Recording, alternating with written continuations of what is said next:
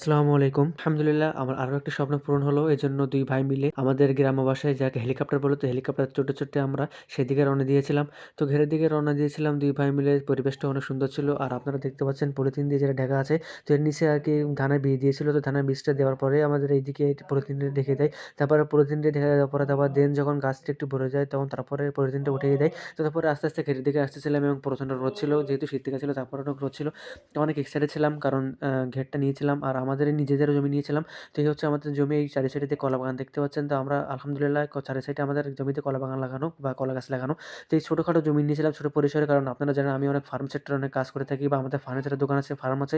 তো সবকিছু মিলিয়ে দেন আমি হচ্ছে ছোট পরিসরে ঘেরটা নিলাম, কারণ দেখভালও করতে হবে, শুধু তো ঘের নিলে হবে না। তো জীবনে ১ম এই ঘেরে আসলাম এবং ঘেরে এসে এই যে ১ম এই মাটির কাজ করতেছি, এটা কোনো অভিজ্ঞতা ছিল না। নিজেদের কাজ নিজেরাই করা ভালো। কারণ হচ্ছে এখন যে জোন নেই, তো জোনের দাম হচ্ছে ৳৩ থেকে ৳৪০০ নিবে প্রতি জনে। এজন্য যে অবসরটুকু যে সময় আছে আমরা সেই সময়টুকু আমরা নিজেদের ঘেরে এসে কাজ করতেছি, যাতে আমাদের সময়টাও কাজে লাগাতে পারি এবং জোনের যে খরচটা সে খরচটা যেন বেঁচে যায়। কারণ নিজে ফার্ম করতে গেলে আপনি সব দিক বিবেচনা করে নিজে না আপনাকে ফার্ম করতে হবে বা ফার্ম সেক্টরে কাজ করতে হবে। যেটুকু আপনি বাঁচাতে পারবেন সেটুকু আপনার থেকে যাবে। এজন্য আমরা ২ ভাই গিয়েছিলাম। তো আমি কাজ করতেছিলাম, ভাই ভিডিও করে দিচ্ছিল।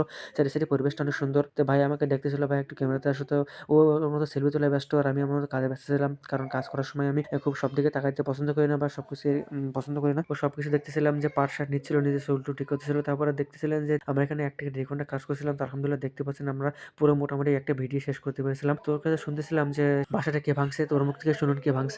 এই হুম, এই বাসা ভেঙেছে কারা? একটা বল দিন আজকে শুনি। এই মনে করেন আমি আর মুজাহিদ একটু আসলাম, এসে তারপর? একটু কুল গাছে মানে কুল খাওয়ার জন্য আর কি এক প্রকার এর ওপরে উঠে মনে করেন একটু নাচানাচি করতাম এক আচ্ছা, একসাথে। আচ্ছা, কুল খাতাম, বাড়িতে একটু ঝাল টাল নিয়ে আসলাম, এসে আচ্ছা। বসে খাতাম এই আর কি। তো খাওয়ার পরে নাচানাচি করতে করতে ভেঙে ফেলেছিস? আসি তাদের সাথে বইল দেবো। দেন তারপর ওকে একটু ভয় দেখিয়ে দেন আমরা দুজন বাড়ির উদ্দেশ্যে রওনা দিয়েছিলাম। কাজ কাম করলে মনও যেমন ভালো থাকে এবং যেহেতু ঘেরটা নিয়েছি বা জমিটা নিয়েছি, তো মাছ চাষ করবো সেই আনন্দে অনেক ভালো লাগতেছিল। তো আজকের ভিডিওটি এই পর্যন্ত। আশা করি ভিডিওটি আপনাদের অনেক ভালো লেগেছে এবং আমাদের সাথে থাকবেন এবং আমাদের চ্যানেলটিকে অবশ্যই সাবস্ক্রাইব করবেন। তো ভালো থাকবেন, সুস্থ থাকবেন। আসসালামু আলাইকুম ওয়া রাহমাতুল্লাহ।